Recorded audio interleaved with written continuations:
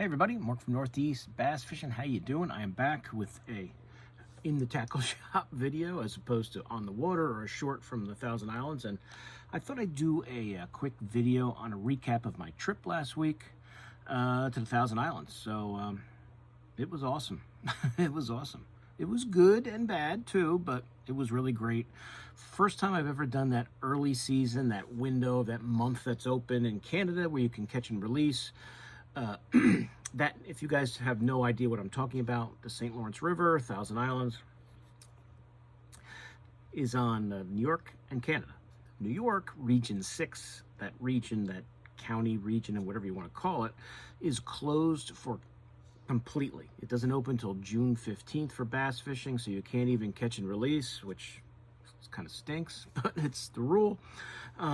But Canada, I guess 3 or 4 years ago, opened up a month. I guess it's February, or I'm sorry, April 15th to May 15th. I don't know the exact dates, but there's that month period when you can catch and release for bass, and that's when guys go trophy hunting for smallmouth. And when I say trophies, I mean trophies. It's the first time I've ever done it. Whenever I fished the Thousand Islands, I've predominantly fished on the New York side, a little bit here and there in Canada. So not only was I going at a time of the year I had never been to the Thousand Islands, I was going to waters I've never fished. As I said, I mostly fished the New York side the times I've been there in the past. So it was all new to me, and there was definitely a learning curve. It is not a layup. It's not just, it's a great, the fish are awesome, but it's not like you just go anywhere and fish and you just catch them. You have to kind of get the hang of it. So we went up last Saturday, the 3rd. Our trip was the 3rd through the 10th of May. My buddy Kenny rented a house in Clayton, which was awesome, great house. And there was 5 of us. Our 6th member, Mike, couldn't make it, so it was 5 of us. And luckily, my friend Kenny brought his boat just as a backup, and he wanted to run it a couple of days up there anyway. So as the story goes on, you will find out how important that was to have that extra boat. But so we went up Saturday, and we could get into the house around 3 o'clock. I think we all got up there around 1:30, 2 o'clock, and kind of moved our stuff into the house and went fishing. Now the first day, Kenny and I, who fished together, did not get a sniff. Our buddies that were with us caught a few. We didn't catch anything.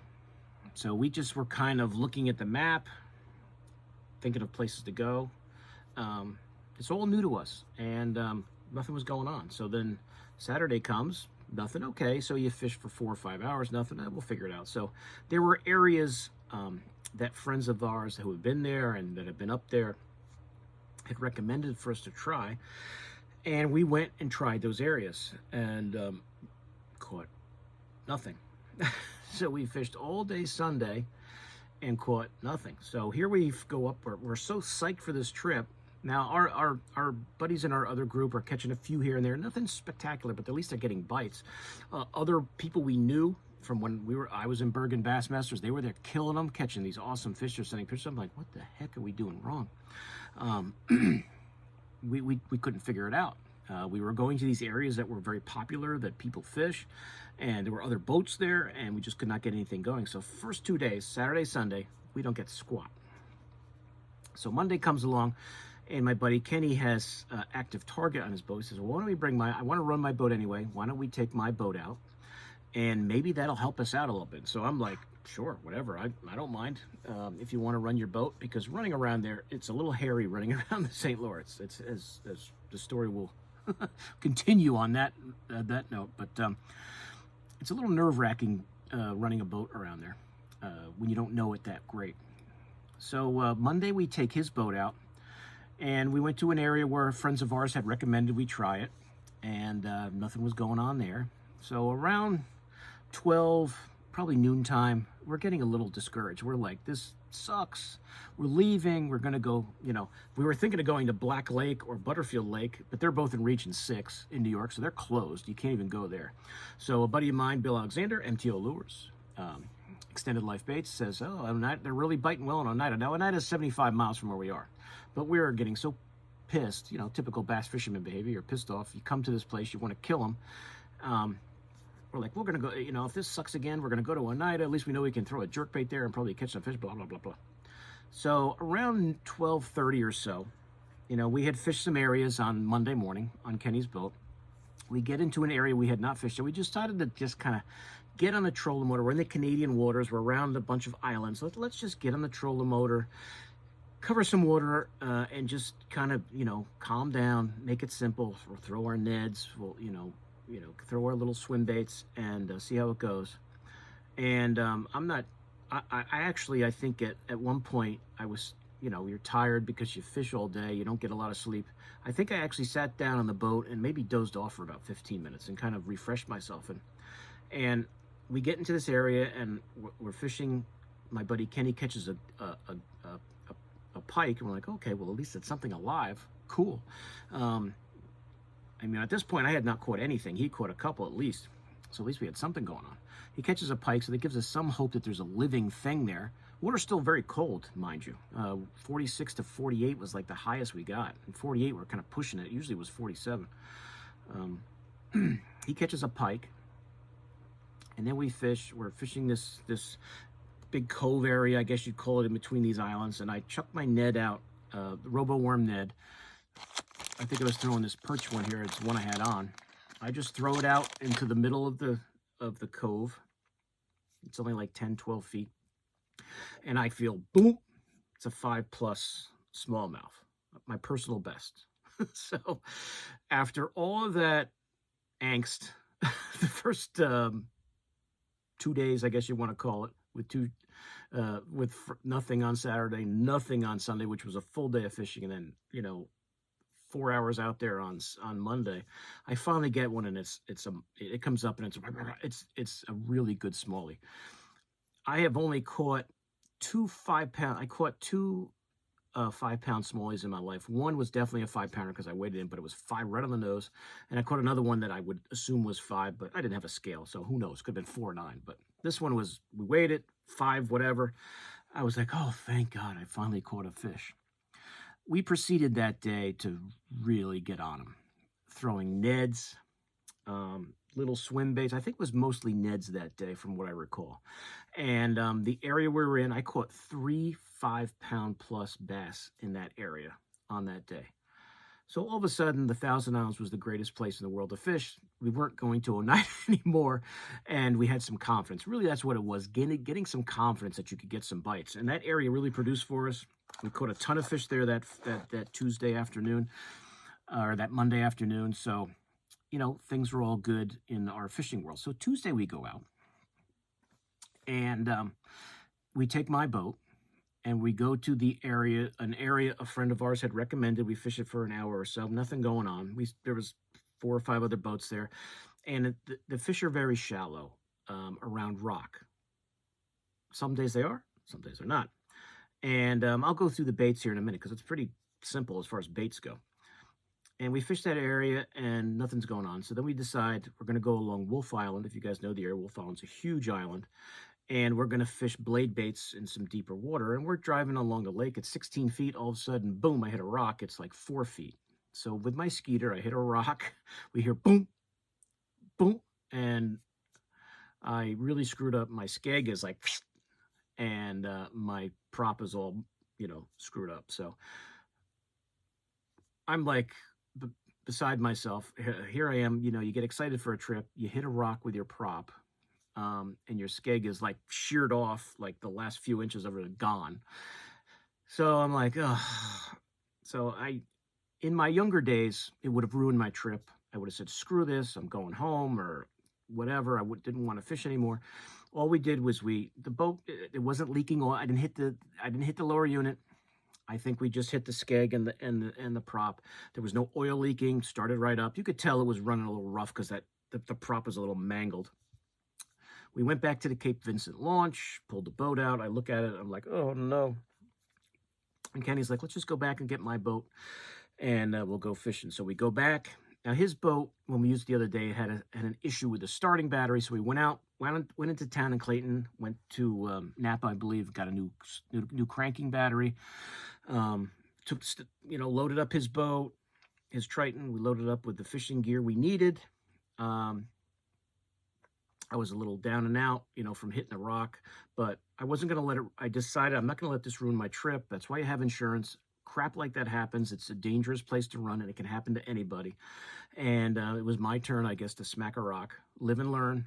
I haven't been there in a while, but I will be in the channels from now on there. I won't even, you're driving along those islands on the St. Lawrence, and you're in 20 feet, you're fine. The next thing you know, you're on a shoal, because they come out and they go in and they come out. So you just really have to be careful. If you've never been there, be careful, stay in the channels. I've been there a lot and never hit anything. This was my turn, I guess, to smack a rock, and I did. As I said, we got his boat ready, put our stuff in, had something to eat, kind of recharged our batteries on his boat, and also as far as our mental fishing goes. And then we went out fishing and went to that area where we caught him, and we slammed him. We had a great day. I caught my personal best 5.87, many 5-pounders, 4-pounders. You don't catch a lot of small fish there. You do not catch a lot of small fish, which is just insane. We found an area that we just killed him in. Largemouth, smallmouth. I caught a huge drum. You guys saw the picture. If you guys follow my Instagram, I'll try to add pictures to this video. I don't know. Sometimes when you take regular photos with your phone and I put them together, all you see is like part of it. So if you guys have an idea, have a way to, if you take like iPhone pictures, if you know a good app to use to get them all together so you can see the whole picture and not people's heads get cut off and everything, let me know what it is. I'll use it to put all those great pictures of those fish together and show you guys. But if you follow my Instagram, Mark NJ Bass, check those out. You'll see all the photos on there. I caught like a 25-pound drum on a Ned. So it was like, we're catching, largemouth, smallmouth. I lost a smallie that was huge. But we just had an incredible afternoon. And we used Kenny's boat the rest of the week. Wednesday, the afternoon, Tuesday we fished was awesome. Wednesday was awesome. Thursday was really great.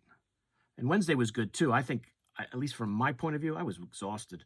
I think after 20 or whatever smallies, I kind of like hit the wall, and I was like kind of getting a little sleep. And the wind was and Thursday and Friday was very cold out. A cold front came in, so it was cold running. I had like 4 layers on and I was cold, but it was just great. It was great. We, thank God Kenny brought his boat so we could keep fishing. We used his boat that second half of the day on Tuesday, or I guess it was maybe Monday. I'm trying to think. Yeah, Monday, Tuesday, Wednesday, Thursday, and Friday. We used his boat the rest of the week. So thank God he brought it. And the baits, I was throwing, Kenny was throwing, because he forgot his nets. We were forgetting stuff. It was some of the things that we were forgetting to bring, and it was just, it's actually comical after a while. But I was throwing different neds like that. The old yellow perch, the Tackle Warehouse used to have a great color. That Morning Dawn with the chartreuse tail, I was throwing that one. Both of us were throwing that green pumpkin perch color a lot. It didn't matter the color. Color was irrelevant. This midnight color, I went with a darker color, caught some on that. This Aaron's Magic color, drew that a lot. And this one is actually, this is Aaron's Green Pumpkin. I was through that.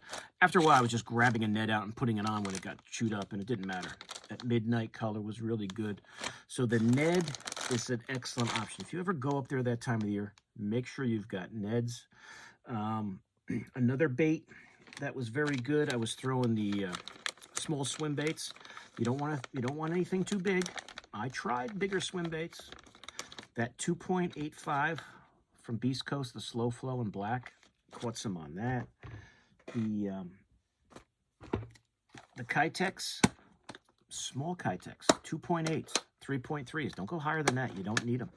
They like these small little, and I was throwing the black, just on it like any kind of jig head you like to throw them on, a little football head, a little Ned head, whatever, it didn't matter. I was throwing different Neds, but I was throwing that black, and I think that Smallmouth Magic, I think that's what this is. Let me double check, yeah. And that Smallmouth Magic, catching them on that. That was good. So earlier in the week, the Ned and the swim bait were really good. The last 2 days, it was all about the blade bait. We found an area 30 to 40 feet deep, and it was loaded, absolutely loaded with 4 to, as it turned out, 6, because Kenny, my partner, caught a 619 on the last day.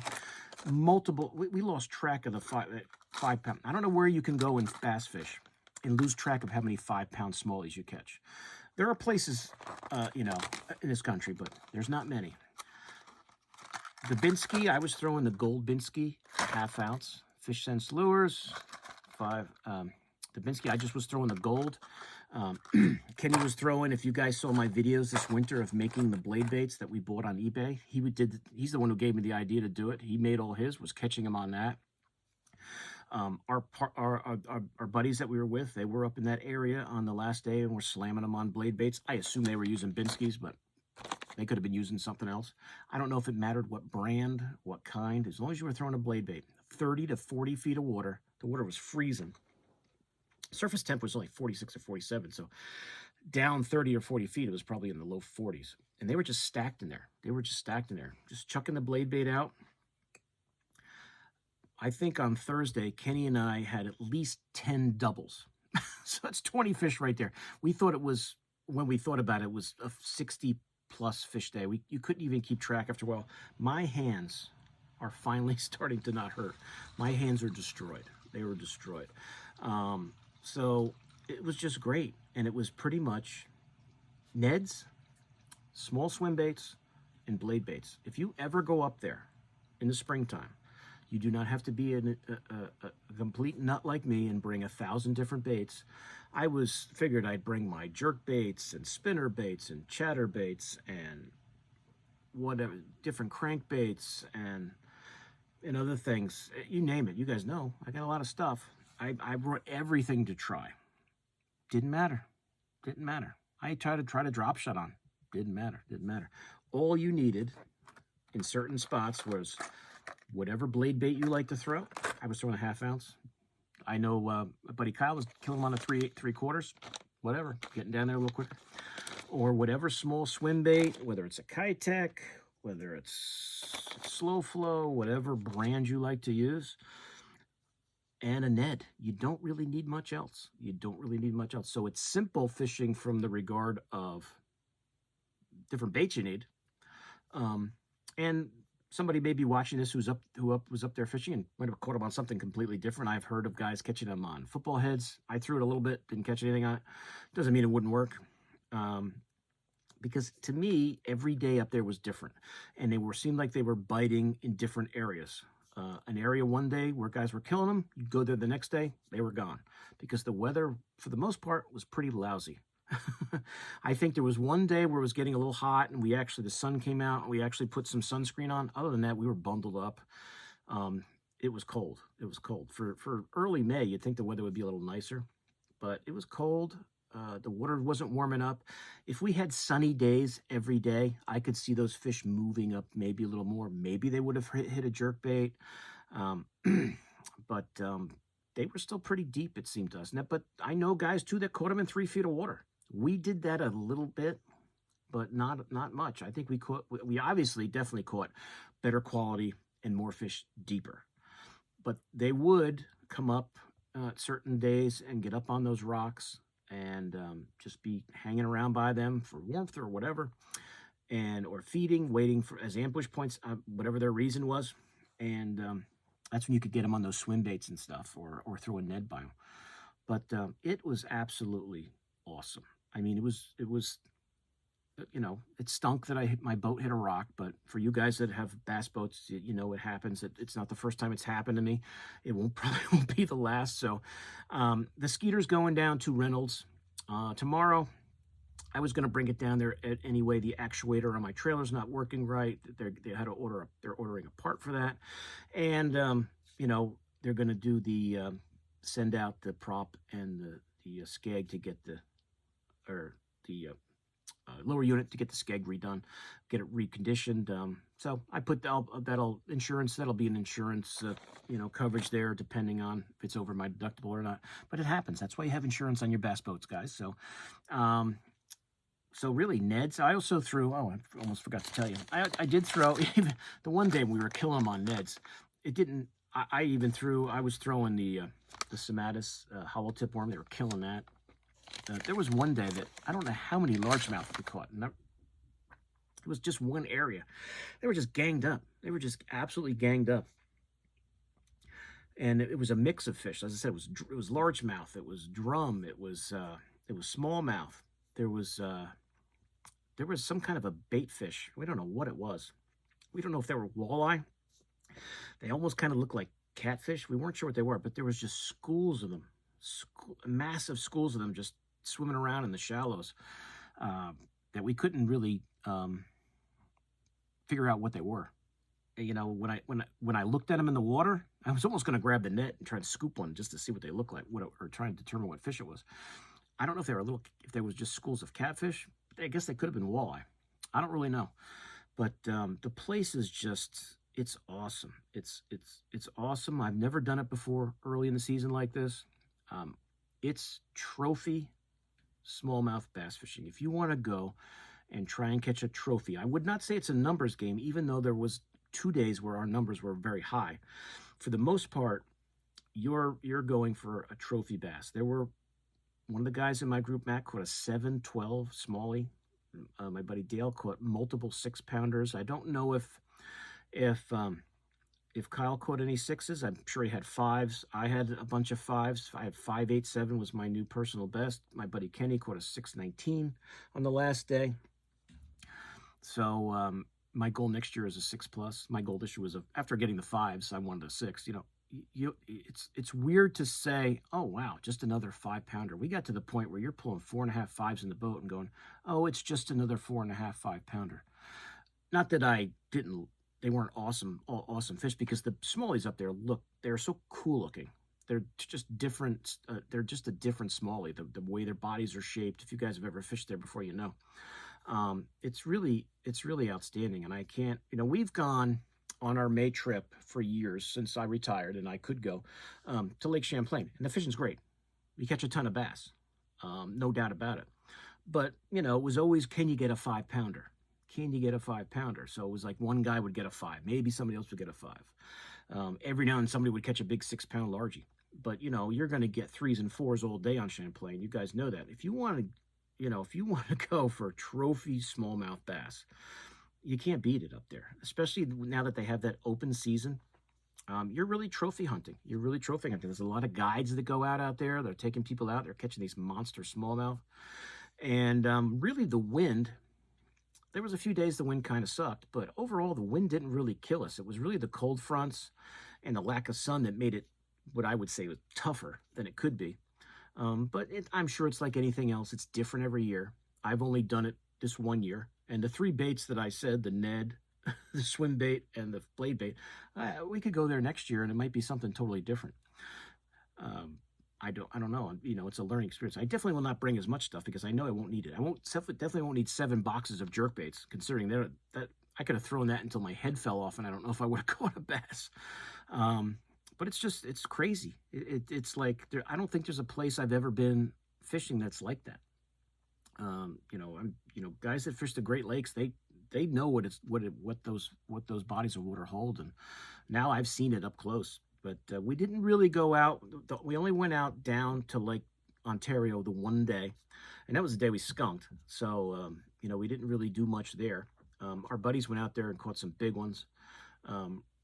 Guys are down there looking for those big 6 and 7-pounders that are moving up from Ontario to think about spawning, and they're getting into those spawning areas. They're starting to cruise around. That may have happened more for us if the weather had been better. That's my guess. But it's still great. It was still great. It does take a little bit to figure out. You've got to find some areas that you have confidence in. But you don't have to go crazy with a bunch of different baits.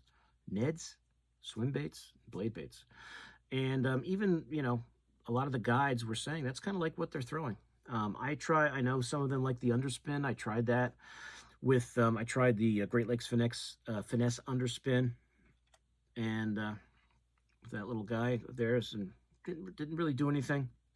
Doesn't mean it wouldn't work. I'm sure it would on the right conditions, but it's amazing how these huge smallmouth want these little baits. But that's what it is. I think, we could go there next year and it could be windy as hell and kind of suck running around. Or it could be warmer. we could have more sun and the fish will be shallower. Who knows? Who knows? That's bass fishing, right? But if you have a chance to do it, if you can find the time, that month of that open season, that month that's open for catch and release in Canada, I think the Canadian license, the sportsman one that you get, you need that's for 3 years. You only have to get that once. I think the license I got was like $70 for an 8-day, and I don't anticipate going back up there again this year, but for $70, it's well worth it. It's well worth it. But overall, just a great trip. Other than hitting the rock, which that'll get fixed. You know, that crap happens. It's one of the things you live with as a boater. It can happen any day on any lake you're on. You lose track of the bank for a second, and it can happen. So if you fish up there, stay in the channels. If you see an area you want to fish, stay in the channel until you want to go fishing, and then go right in, and then get on that trolling motor. don't, because it goes from 40 feet to 5 feet in a split second there, because there's just shoals after shoal after shoal after shoal, and they extend for miles. So it can be a little hairy. There was a few nerve-wracking rides even before for Kenny and me even before I hit the rock, and that is not a pleasant sound when your skeg and prop hit a rock. It's not pleasant at all, as you guys know that own boats. But that's it, guys. So I can't say enough about the Fish Sense lure, the Binsky, just the gold. They probably would have eaten the silver too. I don't know if it would have mattered. You're catching them on one, why change? And I had it on my Eva Garcia 7.3 medium heavy rod, 12-pound fluoro, bait casting setup. Some guys like spinning. I had on bait casting, and you just throw it out there. The half ounce gets down to that 30, 40 feet pretty quick.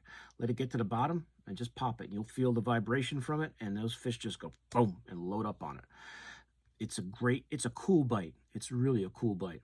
I can count the number of fish that were under 3 pounds we caught on one hand. Most of them, everything that we caught for that week was probably 4 pounds or bigger. And if you got a 3-pounder, it was probably like 3 pounds and 14 ounces.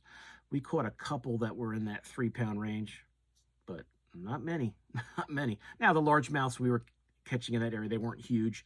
I think Kenny caught one that was 3.5. Most of ours were that 2.5, maybe 3-pound range.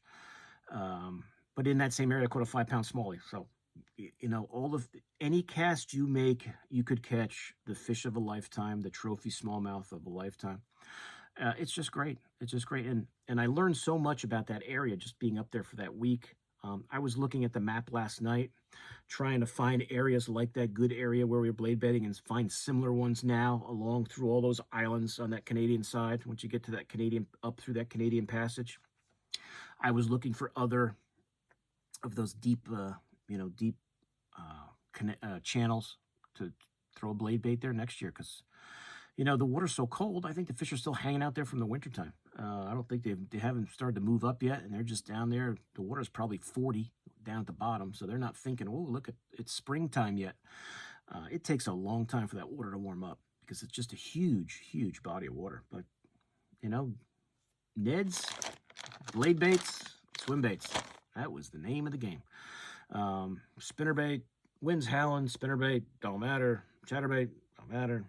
Crankbaits, don't bother. Jerkbaits, don't bother. Maybe in a couple weeks, the jerkbait bite up there will be good when the lake is closed. But it was a lot of fun. It was a lot of fun. It's kind of funny that on Monday afternoon around 12 o'clock, I was like, this place sucks. I'll never do this again. Should have went to Champlain. I'll drive 75 miles to Oneida tomorrow because I want to catch some fish. I didn't come on this trip not to catch anything. And it's amazing what one 5-pound smallie will do to your disposition. And after that, everything was great. Everything was great, other than hitting the rock. But as far as fishing goes, everything was awesome. You know, no problems with Kenny's boat. We didn't run into anything. Once we got his cranking battery, we replaced that. Everything was great with that, because the first day we lost power with the cranking battery, it was getting weak at the end of the day, so he knew there was something up with it. But it was great. We had a lot of fun. It was great to see some of my old buddies from Bergen Bassmasters, and Mike and Eddie and Nick and Bill and Kurt, and just and you know, and it's always fun with my group that I go away with. We always have a blast. It's just a lot of fun, and it comes and goes really fast, really fast. You know, that week, you know, you gear up for that week all year, and then in a second it feels like it's over.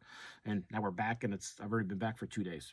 Now, I was exhausted when I got back. My hands were destroyed. I don't wear gloves for fishing. I had some cotton, like fingerless gloves, and they are the worst thing in the world to wear when you're blade bait fishing. I don't know how many rips and had little pieces of them I had to cut out because blade baits were good.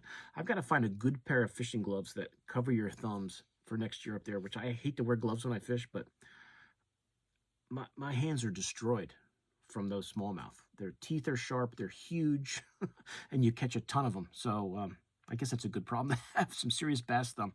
But they're starting to get a little better right now, but they were killing me when I got back, when on the ride back. But that's it, guys. So I've already rambled about 30 minutes on the trip. It was a lot of fun. It was a lot of fun. Check out the shorts that I put on. I didn't set up my cameras because it was rainy, it was windy.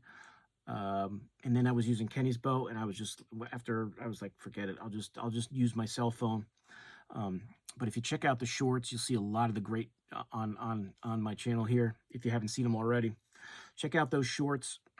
They have all the nice fish we caught, and you know, I could have done 50 other shorts, but you know, when you just keep catching them and catching them and catching them, you're like, wow, I just want to get this fish back in the water and take another cast, because it was great. But outstanding trip. I highly recommend it if you can fit it in, or if you live on any of the Great Lakes and that kind of an opportunity is there to catch those huge trophy smallies in the springtime. I don't know the rules in every state and on all the different Great Lakes, but I know what the rule is there in the Canada, New York, St. Lawrence River area now. I know what it is now, but it's so much fun. It's so much fun, and you know, when people are catching 7 and 6 and 7 pound smallmouth, you know, there's got to be some 8 swimming around. Who knows? Maybe bigger. Maybe there's a 10-pounder swimming around, and you could catch that on any cast you make. And the water is crystal clear, and you might think there's nothing there, but there's 2 rocks there, and you throw, and that smallie is on that rock, because you know, especially if the days when the wind wasn't really, you know, ripping, you could see pretty good all the different rocks, and it's just big kind of sandy areas with just rock everywhere, and any one of those could hold a 5, 6, 7 pound smallmouth. So it's fun. So I want to thank those Robo Worm Neds, that Sematis Baits Hollow Tip Worm Ned, definitely the Binsky was awesome, and those Beast Coast slow flows and the Kitech 2.8s. Those are the money winners right there, from my standpoint, for that week. But that's it, guys. So hope you enjoyed it. Any questions, please let me know. But it's a great trip. It's a great trip. It's one of those things that you know, I would definitely do it again. You know, what a tough choice. Go to the St. Lawrence River and catch, you know, maybe a 7 pound smallmouth, or go to Lake Champlain and catch 100 4-pound plus smallies in a week. Whatever. I think both are pretty good. But I don't know. I think a lot of the guys are hooked on the St. Lawrence after what we just experienced last week. It was pretty awesome. That's it, guys. So hope you enjoyed it. Any questions, please let me know. I'll answer them the best I can. And if you've done that before, I'd love to hear, you know, your experiences up there. And I'll keep you posted on my boat. It's going down to Reynolds tomorrow. And I'll keep you posted on the repairs for that. But, you know, crap happens and you get it fixed. That's how it goes with boats. But keep you guys posted. I'm going to try to get out this week locally. I would imagine my fish here might actually start bedding up soon. Might be some sight fishing the next couple days. I had some issues with my trailer, as you know, on the little boat. So, you know, it's boats. There's always something wrong. So I ordered a new winch for it, and they sent it to me from Amazon with no handle, which was wonderful. It makes it real easy to crank it when there's no handle. So hopefully the handle will come the next day or two, and I can take that boat out. But that needs I had to get some work done on the bearings on that trailer. So I'm gonna do the other bearing in the next couple days myself, or get that done too after I take care of the Skeeter. But you guys know with boats, it's always something. So that's it. So like I said, hope you enjoyed it. If you're new to my channel, I'm Mark. This is Northeast Bastion. Please subscribe. Please like the video. Please share it. And welcome aboard. And I'll see you guys soon on YouTube. Mark out.